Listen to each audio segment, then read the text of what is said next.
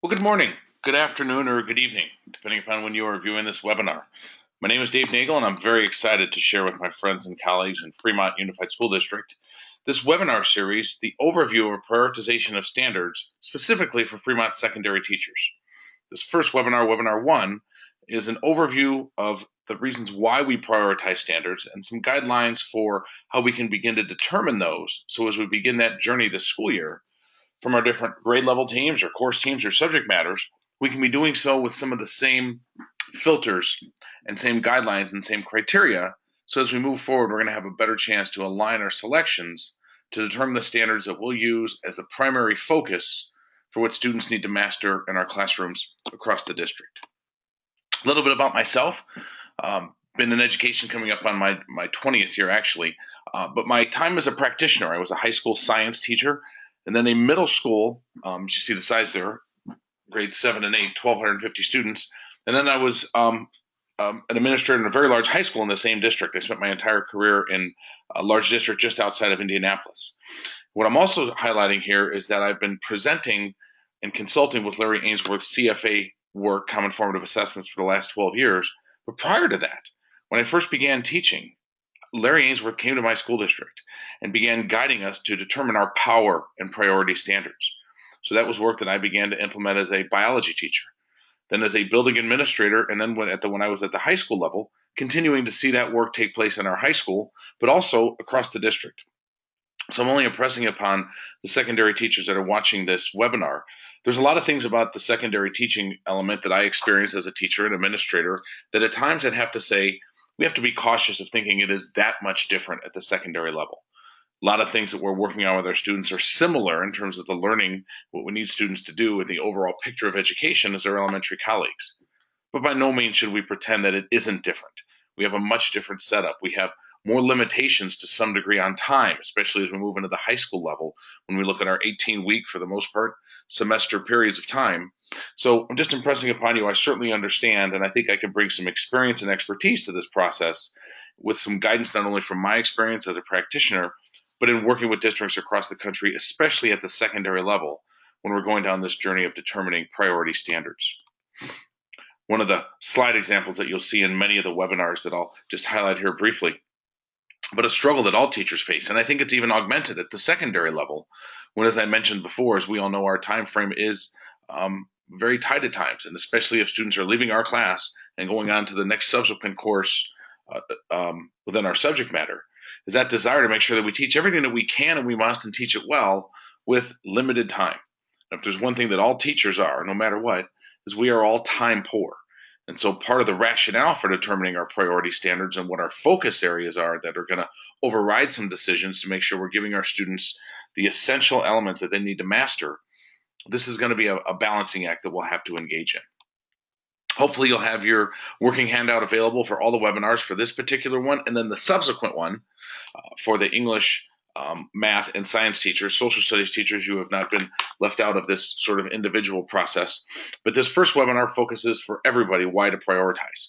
Webinar 1A, 1B, and 1C go into the certain subject matters listed there, and then the subsequent webinar later on when we get into a shared understanding and a shared responsibility of literacy is where there's some more specifics for the social studies teachers. But hopefully you have the working handout available. And I want to kind of highlight throughout the webinar series, whenever you see this slide, there'll be a reflection question. In this particular webinar, there's two. And that's a time to pause the recording and complete the reflection, as well as any dialogue around that point with any peers present. What I will say is that I will pause briefly, just for a few seconds, but I'm expecting you to pause the recording and take as much time as you need to complete the reflection and then also have any type of discussion with your peers. And also another document that I want to refer to is the preliminary priority standard document that's already been began to be generated within Fremont that will have some extra guidelines and extra guidance as this process is moving forward. One thing I'll be very intentional with each section is the success criteria. By the end of this first specific webinar, you should be able to complete these 3 success criteria points. And when I say this first webinar, I mean this one and then the subsequent one, 1A, 1B, or 1C for the English, math, or science teachers. But state the critical rationale for developing a solid prioritized list of standards for your course or department subject matter. List and apply the 4 critical elements used in developing a solid list of prioritized standards, and begin developing a list of those prioritized standards for your specific teaching subject for some of the units coming forth this school year. So this is a chance to engage in the process and then begin to implement some of those elements from the priority standards you've determined. This first webinar, webinar 1 for all of us, really focuses on these first 2 success criteria. So why prioritize standards? What's the overall rationale? Certainly there's a lot of research that's been done. Bob Marzano and McCrell, several of the other organizations, looked at the number of standards that were available and the time it would take to teach them, and it is more than we ever have available to us in the classroom. James Popham talks about the importance of having a prioritized set of standards that will guide and direct teachers' instructional decisions as they go forth on their teaching. But then also when we get down to our own classroom experience, when did we figure this out? I remember my first day as a biology teacher prior to the students arriving, and my former department chair handed me the textbook and literally said, "The record's chapter 46.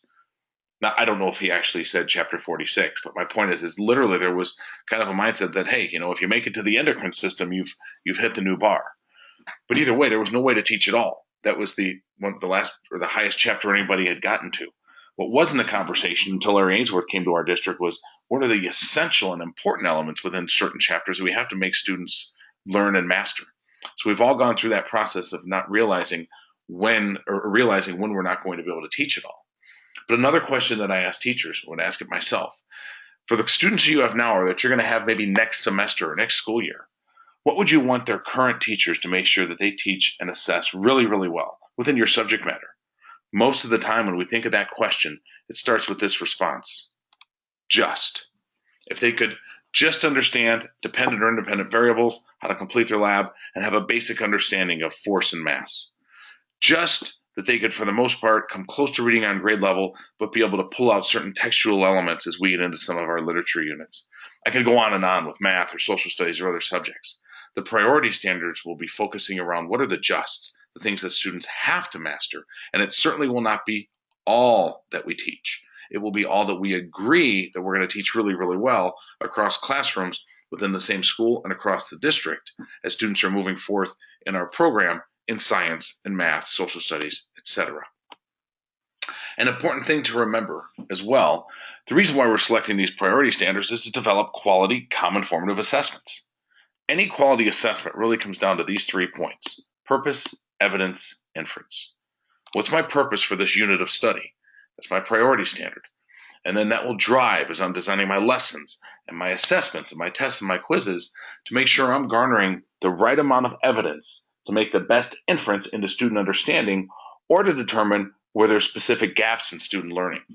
And again, this is a driving force when I work with any school or district when we're creating our assessments as a nice simplified filter for how we're determining when we create our assessments. And we start with our purpose, which comes down to our priority standards.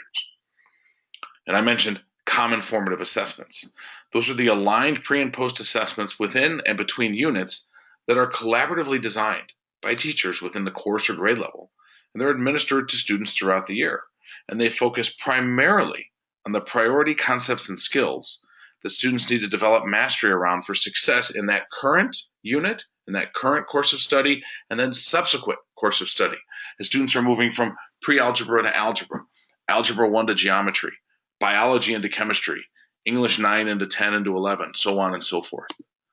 And they assess student understanding of a particular set of learning intentions for that unit of study, which comes down to the priority standard, which comes down to the purpose. And they then can provide valuable feedback to the teachers to determine, what do my students currently know? What is essential that they still need to learn and demonstrate mastery of? And this is a key element when we come together in our PLC meetings, and there's a webinar at the very end of this series around that element. But we can administer our common formative assessment, realize not every question, not every piece of information was as essential to determine if students have demonstrated mastery around as they move into the next unit. Some things are more important than others, or they're things that we know are going to be cycled again into another unit. And they're related back to that essential learning intention. So this could drive not only the quality of our formative assessments, but the quality of discussion and discourse in our PLC meetings around what was really essential that students haven't mastered that they need to. Some things, while they would be nice if they knew them, if they don't, we're probably not going to be as in trouble. It comes back to that point about the justs. So when we have all of the standards and all the assessments, our priority standards help us develop a focus for each unit assessment. What is the real true focus? And that will drive not only how we create our assessments and what we assess and eventually grade, but it might drive and determine some of the instructional decisions we make. What lessons, what examples, what activities we're doing so that they focus on what the real essential part of that assessment and that unit really was all about. Priority standards. If we look at the definition from Larry Ainsworth, they're a carefully selected subset of the total list of standards within a content area that students must develop an acceptable level of mastery to be able to be prepared for the next grade level or course. So again, that definition is very similar when we looked at common formative assessments. They're necessary for students to develop mastery in so that they can be successful in the next unit when they move from those courses like algebra to geometry, like I mentioned before. And they represent the assured competencies. These are the things at the end of the day students have to know, because if they don't, it's going to make it very difficult for the subsequent teacher to be able to continue on. And I think we can all acknowledge at all of our levels, I was a biology teacher, some things really were more important than others. And while we all have certain things that we will say as teachers that we like to teach a little bit more, this creates the accountability from one classroom to the next, from one course to the next. Around at the end of the day, we have to get students to know these because it's going to support my peers and the colleagues that have my students prior to me. I need to have them making sure they're having that focus on those essentials because those students are going to be in my class next semester or next school year. Our criteria for selecting priority standard comes down to these 4 points. The first one is endurance, things that will stand the test of time. Readiness, what are those concepts that students must have within a course grade level, within a subject matter? We talk about endurance, those are things that will stand the test of time at all levels. Students citing textual evidence, pulling it from the text, that's something that we'll always need to be able to do in every course. Readiness gets into the specific subject matter concepts and skills. What do students need to do to progress in my science content and curriculum from one course to the next, in English from one course to the next, in math, social studies, etc. So readiness is a great place for teachers of like subject matter and like discipline to begin with. And then leverage. As we know at the secondary level, one of the challenges we face is students moving from one class to another. What are those concepts and skills that are embedded with some of our standards that would really support when students leave my course and they go to a different class throughout that same day? You're going to see some examples of that in some of the subsequent webinars where that can really be a driving force and really help the learning of the students at all levels, but certainly it's then going to come back and help me as I'm teaching mine. And then finally, external exams. And certainly in California, we will look at SBAC, but not teaching to the test. We're not going to use SBAC or the next generation assessment in science as the driving force completely. The reason why we're using external exams as a consideration is that at the end of the day is how our students are measured, not just across the state of California, but internationally. And so it's as much as anything on the format of the questions or certain concepts and skills assessed more often than not on that assessment.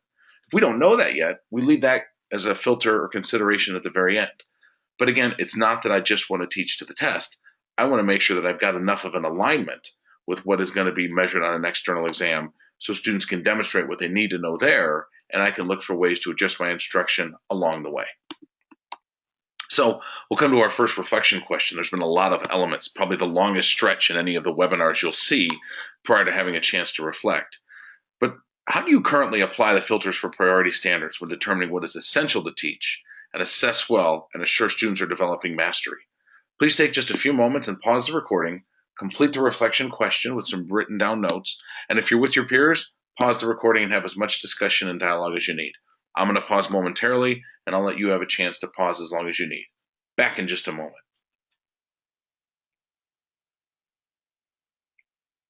Welcome back. Again, as always, I'll assume that you've taken the time to pause the recording as long as needed, and I'll move on. If you need more time, as always, please pause and do so. So one of the things we'll talk about in one of the later models in more detail is how we develop a system for determining our priority standards. And I'm going to use the metaphor of an accordion. If you look at an accordion, it never gets too far apart, and it also never touches.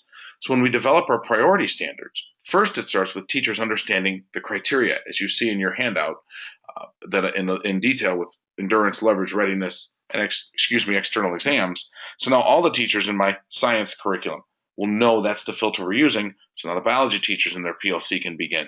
The chemistry teachers in their PLC can begin, so on and so forth. Because that vertical alignment eventually is critical. That we've got an alignment from the priorities in English 8 into 9 into 10 into 11, so on and so forth. And so this must be done with teacher input. It must be done with teacher collaboration.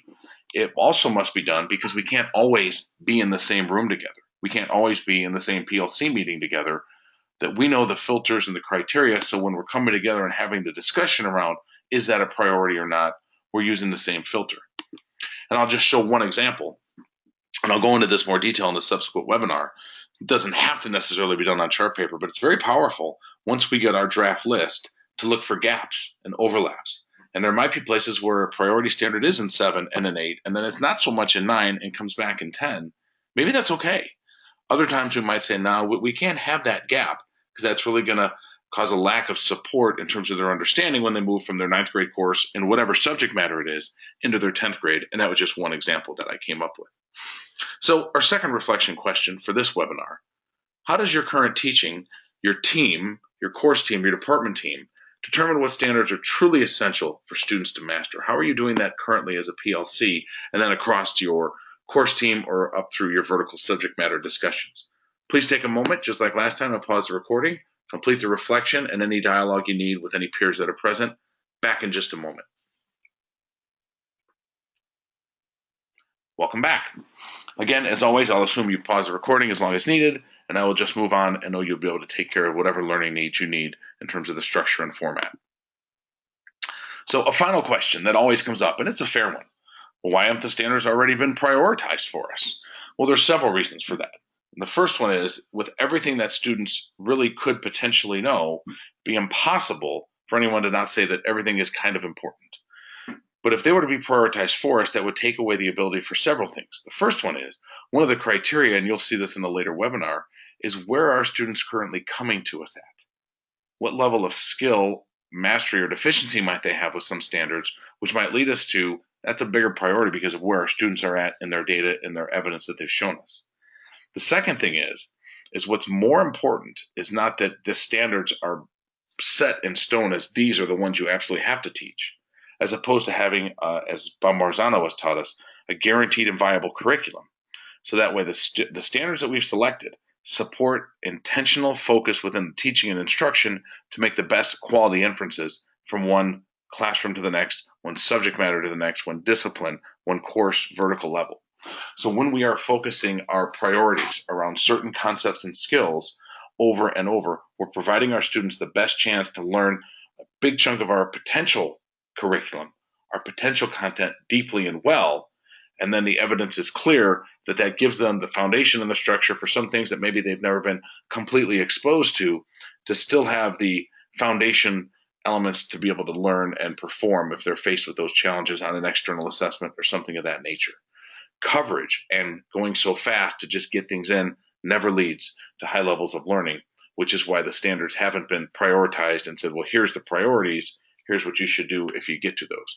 At the lower level math grades, there are some at the foundational level, but at the secondary level, this is really important for our different disciplines, English, math, science, social studies, to determine what are our priorities, so our curriculum and our instructional decisions can be aligned within our course subject matter vertical alignment. As always, we'll end every webinar going back to the success criteria. And as I mentioned, for this one, it's really the first two. Being able to state the rationale for developing your prioritized list of standards and listing those 4 criteria for developing prioritization of your standards: endurance, leverage, readiness, and external exam. I'm guessing you, to some degree, could start to begin developing some thoughts and ideas for a list of prioritized standards for your particular teaching subject or course for some of the subsequent units forthcoming within the school year. The next webinar gets into some detail with that, with the different subject matters. At any time throughout this webinar series, please do not hesitate to send any questions to dave.nagel@corwinlearning.net, and I will be more than happy to engage in a dialogue. And I want to just finish with this slide. Excuse me. Same email. But if you have a thought or a question and you want to have a voice-to-voice dialogue, do not hesitate. to shoot me a call. Maybe you want to set up a phone call or a conference call.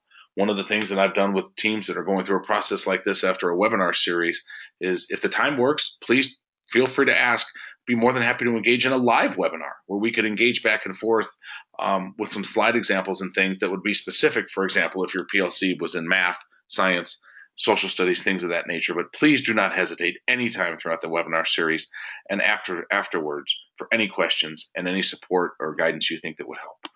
As always, I really appreciate your time in going through this webinar series. I look forward to talking with a lot of you some point in time in the future, and I hope you have a great rest of your day.